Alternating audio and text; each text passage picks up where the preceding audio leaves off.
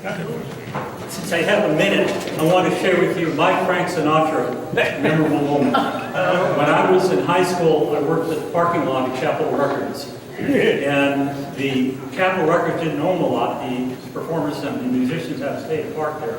And all of them would pay. But one time Frank Sinatra drove up in a Paseo Vega car.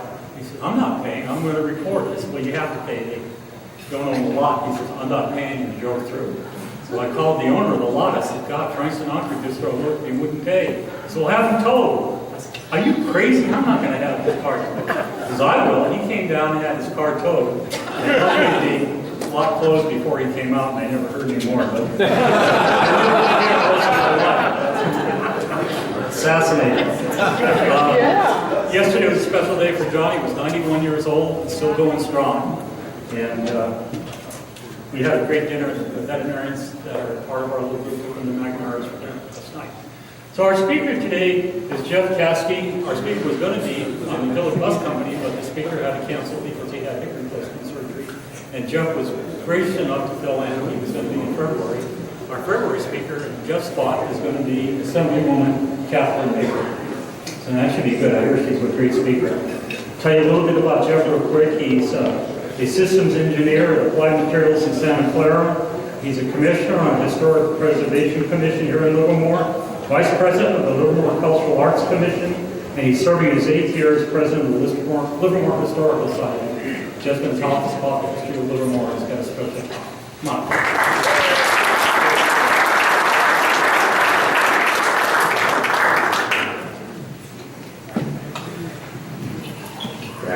Thank you very much, Marty. First, let me say I'm honored to be here in front of Rotary. Every place I go in Livermore, I see the fingerprints of the good work that Rotary is doing. Of course, they've helped our organization as well, but Rotary is everywhere in town. It doesn't hurt that I walk past a certain band shell twice a day on the way to the train, so you guys are not unknown to me. But even within the Heritage Guild, I recognize here not only a number of members, but people who have given of their own and given from their company to contribute to preserving Livermore's history. I really appreciate that. Thank you very much. So let's see. I've probably got a slide here that we can talk about. I'm calling my talk "Zooming Through Joesville." Zooming because I've got about 25 minutes to do it. Also, though, with the cool ability to use digital photos, I can zoom in on some of the details, and I hope to give you some of the bits of photos that you probably haven't had a chance to see some of the cool details that are going on. There's credit where credit's due, and I'm going to roll right in and let's go meet, well, I said it was Joesville, but we're going to meet a guy named Paul. It turns out that Joesville was created by Aquilino Paul Carati. Aquilino, I'm told, does not refer to his nose, although that is a proper Roman Aquiline nose. And he was, however, referred to as Joe. So there's Joe, and indeed there's Joe and Josephine. So we know where the names might have come from. And this was during an interview that they did with the Livermore Heritage Guild back in the 70s. Now that we know who Joe is, let's find out where Joesville is on the map. Unfortunately, Joesville doesn't exist, at least as long if you're a map maker. It never showed up on any map that we were able to find, but everyone in town knew where Joesville was. The X marks the spot there, and you can see that it's right along Portola. Well, let's try the other button. All right, something's going to come back in a minute. There we go. So that's Portola up there, and North Livermore, and it's right there in the corner. Up there, there's now the shopping center, the Rock House Deli, and the Castle Rock Restaurant, which we'll be seeing a lot more of.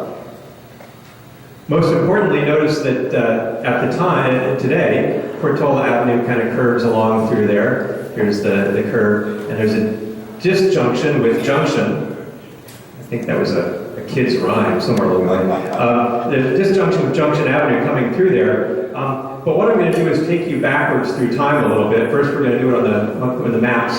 I was going to go forward in time, but you already know what it looks like today. So where's the climax? So let's go backwards. Here we are in the 70s, and the road is still broken up. A little different to look at in an aerial view, but this is Portola. These are the last of some houses built by workers at Hetchy. And there's Joesville right up there. And here is where we begin to see the road in the 50s actually connecting through. Still has a nice little curve there going off in Livermore Avenue, so there's where it was. That shows, by the way, the original spot of our Duarte garage. Those of you who are familiar with the Heritage Guild, that's one of our 3 museums, is sitting right in there. And Joesville, because it's not in Livermore, was over the border or out of Livermore, doesn't show up anywhere on the map. So it really doesn't exist. Here we are in the 50s again, and we can see that now this is identified as Highway 50 up there, which is the road right through town. Still the same thing. I'm going to wander through here quickly. It's looking the same. Here we finally get to a map where, first of all, you can see that the part that I'm most interested in, as is always the case, is right underneath the other stuff that I don't really want to look at. We don't use maps anymore, but those of you who remember them in your car, you know that the place you were going was in the fold of the map that was always destroyed. So this is the area where the road kind of dives down, takes a little turn up, and there we go. And that's the road as it's changed around a bit. So that area, although it kind of looks like it's been there for a long time, has been hacked and moved, and we're going to see what that did to Joesville. Ooh, there's a cool little green line that should help you. That's I love when that happens. Okay, so this is what it looks like today. And as I said, you already know what it looks like today, so we're going to start our story there. What you can see today is that it's a building that's been both moved and rebuilt. But we're going to pay attention. We're going to pay attention to those arches there because they are, in fact, the original arches that Joe built when he put the building together. All right. So here's the Castle Rock. Also, roughly today. This was during the last winter. Oddly enough, I found the day when there was a little bit of rain. I'm hoping for more of those. We put this up. So the building was only finalized and put to use in 2001, although parts of it had stood for 50 years. Here's just another shot of it today. I want to draw your attention in particular to these little diamonds. We're going to come back to these little diamonds through time as we continue to go backwards. So Crazy Joe built this place as a hobby. And really, his hobby was in collecting rocks. And so we're going to take a quick look at some of the rocks that he collected and put into the building. When you go to the restaurant, you may not even think about it. It's an old brick building, but go take a look. And he's got all kinds of cool pieces that he would collect in his car as he drove around. And he said, other people, they have their hobbies, stamps they can burn up. I'm going to have my rocks. All right, great. Here you are. Some cool pieces. These are all in the wall of the place. So the building was rebuilt, finished up really, by Joe's daughter, Anita. Many of you know Anita. You may not know her in this picture, but there she is. That's Anita Karate and her brother Albert to her left, to your right. And this picture, I think, was in the 30s. I don't know that date here, that one. But this is, I'm sorry, I said this is Albert. This is with Richard. Richard is the one who started Karate Jewelers. It was here in town, so those of you who knew that. Step backward for a second. We're into the 70s. Here's a menu in the 70s. You can get yourself a nice dinner for about $3. I think is that what you need to get to here to kind of get the prices down? A $3 meal, yeah. That was a fancy place to eat then. Here we go. Here's your complete dinner, $3 with scallops. Moving back a little farther, this is the work that, this was taken in '77. This was the work that Anita started on to get the building restructured. Since we're moving backwards, I have to take it apart to show you what it looked like. But what is preserved here, the most important parts that Joe built are the arches. In the back is the old stone fireplace. If you've been in there, you'll see this incredible stone structure, which is the fireplace. And also this is the back of the stone bar that's inside. I zoomed in a little bit. Here's a bit of our zooming. And hiding in the shadows there is, again, the fireplace that's in the background. Behind the house we saw, behind the building we saw a house. You're wondering where that went. That was burned down in a grease fire, which apparently was a popular way to dispose of homes, I guess. Here it is. Here's the Castle Rock in the 1970s. It's not being used at all. This was really a hobby project. So while this is going on, Joesville, which we haven't really gotten to yet, Joesville was going on as a thriving business, but this is what Joe was building in his spare time on the side of his property with all these stones that he was driving around collecting. And you can see that for the most part, what you see today is mostly what he had built at the time.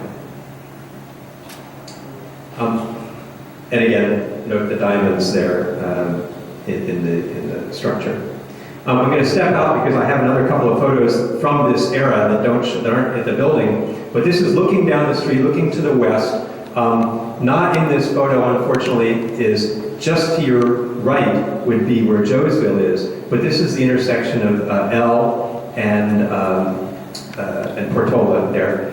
And it's a color photo, so we're pretty sure it's somewhere in the 60s to 70s. The color is faded badly. But there's something that I didn't realize, I don't know how many of you knew, but there were 2 Livermore signs over the top of L Street on the way into town. I've never seen a single one of them, but I had been told before that there was a single one, but there are 2 there. The photo is quite fuzzy, unfortunately, but one of our great little pieces of technology lets us kind of sharpen it a bit. And you can see the Livermore sign. And by the way, notice right there these little triangles in the bricks. So we don't know who built those brick towers there, but I think I've got a pretty good guess because it looks an awful lot like somebody else's handiwork there. This is Club Joesville. So they were still the same arches, a couple of different signs hanging out front. Club Joesville is what Joe's son Albert called the place. And we were given another Club Joesville sign. I wish I could have brought it here. It's about 10 feet long. It's rusted. It's just all beat up, and it's one of our prized possessions. It was just given to the Heritage Guild. It has a script word club up there, and if you come by the Doherty Garage, you can see an original Club Joesville sign. Now, since I'm working backwards, I have to burn down another building to tell you about it. This is going to become a bad habit. But this is the Joesville Grocery. So this was across the street from the area that we're calling Joesville, which is that the sports bar. And sometimes it was also an auto camp, grocery store, restaurant, all kinds of things were done in here. The auto camp was based on those little buildings that were built by the workers, the hedging workers. Also, VA construction people built some of those little cabins, and all of that was used as part of this little auto camp. So remember, you're on Highway 50. This is the route between San Francisco and the Central Valley. This is the way to go. And travel in those cars, I'm sure those of you who had something of that era know that they were highly reliable and a lot of fun to drive in. But when they weren't, you wanted a place to stay. And so auto camps were a very popular, sort of an American invention, this notion that you didn't come to a hotel, but instead you came to a little shack that was all your own. You pulled your car up to your very own shack. Here's another picture of the fire. This was referred to as an old landmark on Portola Avenue. This is the inside of the bar. Bar at Joesville, this is during the Korean War. and this is a crowd from Camp Parks. We're told it was a wedding. Joe's son Albert is at the bar. There's a whole collection of Snow White figurines up here. I have no idea what the significance is, but they're a lot of fun. And there was a license plate there on the wall somewhere that is from 1952, so we kind of knew we were able to place that. But there's a group having a good time at the Joesville bar. By the way, there are a couple of postcards. I didn't blow them up. They're a little hard to see, but they're right back there, and they're important because they show that picture. That's the postcard. So we know this picture is from before the one that we saw before. But now we get to see that great fireplace. So this is the way the fireplace looks today. They don't have that really cool jukebox sitting in front of it, unfortunately.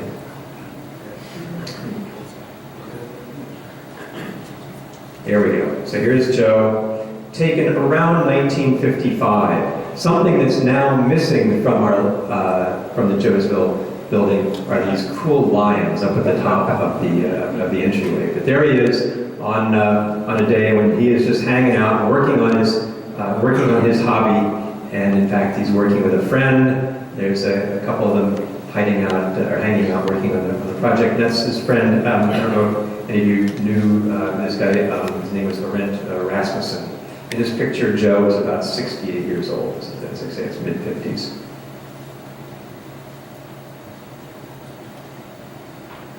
So here's the building that I burned down a minute ago. You can see that they're selling straight whiskey, wines, liqueurs, beer. So let's be pretty clear, this is after Prohibition. So Joesville, since it's the name of the building across the street, this is the building on the south side. This is the building on the south side of Portola. It's the name they gave to the bar. It's the name they gave to the hotel here. It was really considered an area. It wasn't just a shop, but Joesville was that whole area out there. If you talked about something in Joesville, in fact, the newspapers would refer to an accident happening on the road in Joesville. The map makers just never caught on. And here we are looking out the other way, looking to the north, and Joesville would be you can just see the edge of it there on the far right side of the photo. But that is a housing development today, as you well know, and that's also where the Shepherd's Gate is. And down at the bottom is a little sign that says, Joesville, eat, drink, prices easy. I'm sorry, eat, drink, smoke, prices easy. We think, by the way, that one of the buildings in the background may be the remains of the Robert Livermore house. Which is a great time for me to take a break because I'm with the Heritage Guild and I need to make sure that I get everybody here in 30 seconds of Livermore history. So, we do this for the third graders. When they come in on their third grade tour, third grade is when you get the local history curriculum throughout California. And we ask this of the kids, and we also ask the parents who are bringing them along. And the kids invariably do better than their parents on this question. The question is, did Robert Livermore found the town of Livermore? Don't embarrass yourself. No, he did not.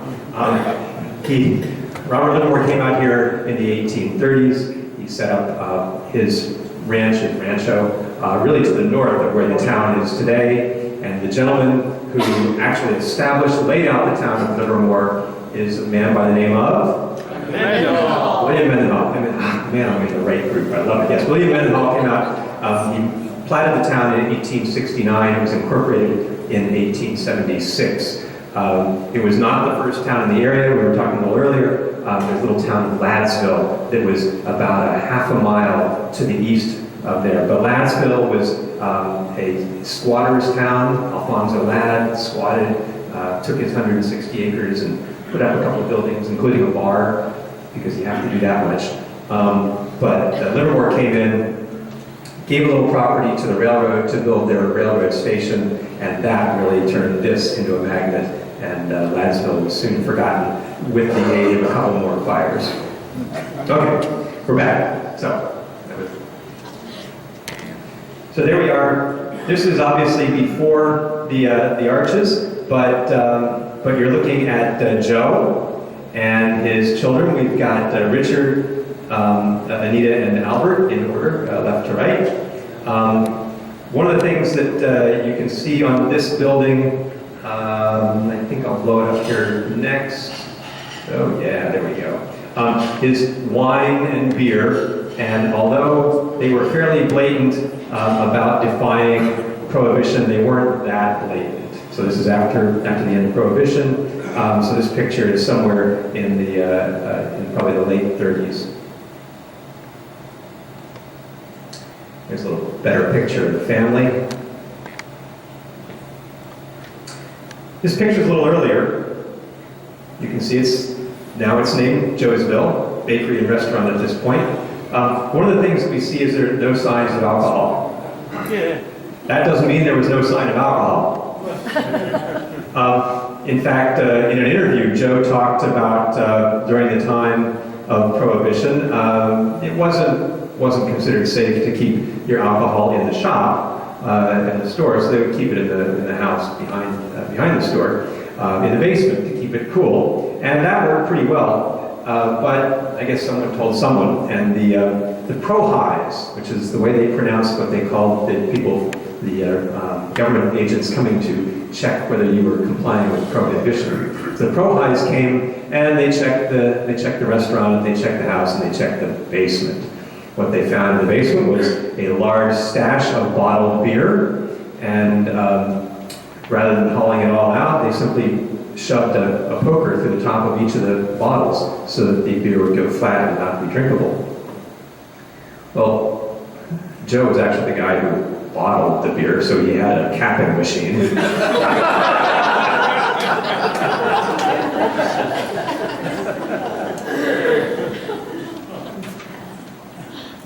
Okay, so we know that he did well through that era, and these days, when you talk to Anita, his daughter, who is still with us, she'll say, yes, everybody knows that he trafficked alcohol during Prohibition. We don't need to talk about that. So, darn. I guess I just did. All right. So here we've seen again the hotel. This is the hotel on the Joesville Hotel on the left. We don't see the sign behind all the trees there. But this is also known as a steam heat hotel, which apparently at that time was an important item. This is still in the 20s, we think, and the cars might help us there. I do get to zoom in a little bit and show you the Union gasoline and gas pump there in the gas station right next door. Another photo here. This is another great photo down the street, and now we get to see on the right is actually Joesville, what we think of as the Rock House Deli, but now notice that it's right up against the street. So in the interim, what had happened was, since we were moving from the future to the past, when Livermore went and did that rerouting that we saw on the map, as they curved the road, as they made it more gentle, they had to take this section where Joesville is sitting and put the road through it. I don't know exactly what happened, but when we talked to Anita, she claims that Joe kindly gave the state that property, as people commonly do, I guess, and then they moved Joesville, the building, back a little bit. There may have been some other arrangement involved as well, but that hasn't been disclosed to us. In any event, it's a great photo. The great thing about black and white photos from this era is they were done on very slow film, and they often are very high resolution. And so we can take a closer look. On the left, you can see is our Doherty garage, right there. And you can see, given where the road is now, with the road kind of right across the front, that sign hangs right out over the freeway. Well, freeway such that it is. But we'll start out with a quick look at the Joesville building. And you can see already by now it's been modified a number of times. There had been an arch that was now later filled in and some other things. But it's a well-going concern at this point. And here we go back to the garage, Doherty garage.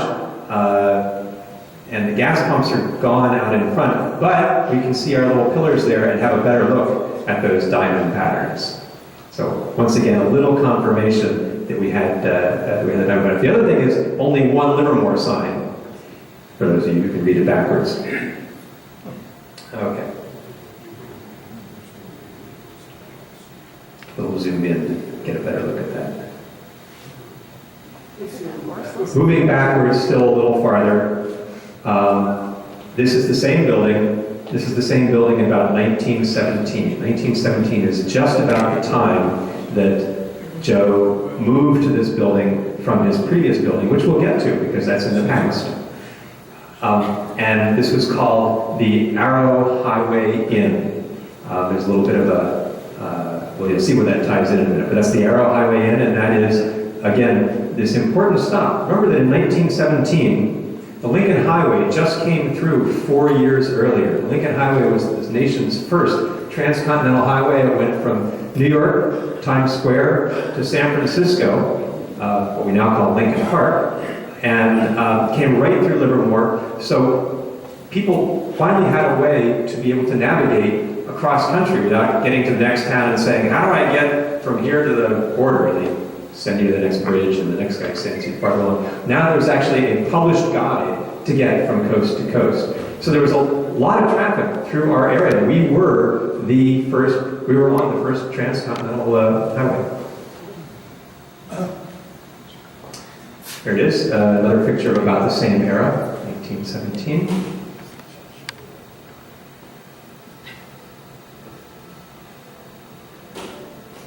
So I've got to take you back to the origins of Joe. Joe came to Livermore and first worked in Darrow's Bakery, driving the Arrow truck. So Darrow left town, Joe had the Arrow, and we're going to presume that's where the name for the Arrow Highway restaurant came from. But this building is right downtown. Back up, this building should look familiar to you. It's currently a nail salon, Tips and Toes, I think. But at the time, before it was the bakery, it had been Livermore's first library. So although the Carnegie Building is there, as obviously our main library for a number of years, the first library was, the first individual building for a library was this building here. And you'll see, by the way, if you wander by, you can take a look at, there's a little plaque down around knee level. You can check on me there. It was a hot summer day in Livermore, so I've got my dog cooling off underneath, and I wanted to, I don't know why, I thought he was cute down there. We're back to these guys. So inside, we've got around 1913. Let's see, I should have a list of who's inside there, but I can't find them at the moment. Anyway, Joe's one of the folks inside. Let me see. Well, let's go with it. So there they are. Oh, you know what? I'll bet if I go one more. There we go. That's Joe over there. And here's another shot with Jack and Joe. They're inside.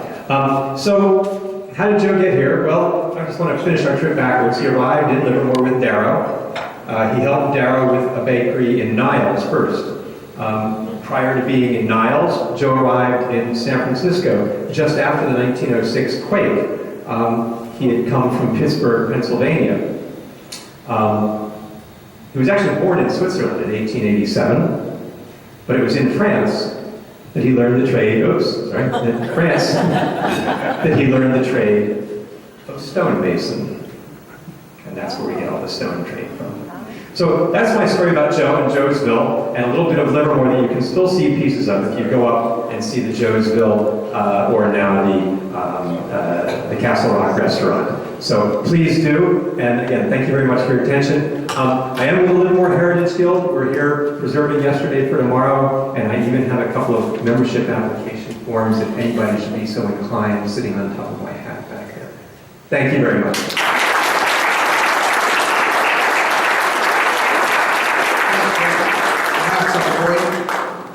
Speaking of Livermore history, Oh my goodness. we have your choice of either Buchanan wine or Aldina olive oil. Wow. Well, we have friends in both places, but I think I'm going to go with the olive oil. Well, there you go. All right. All right. Thank you very much. Thank you very much.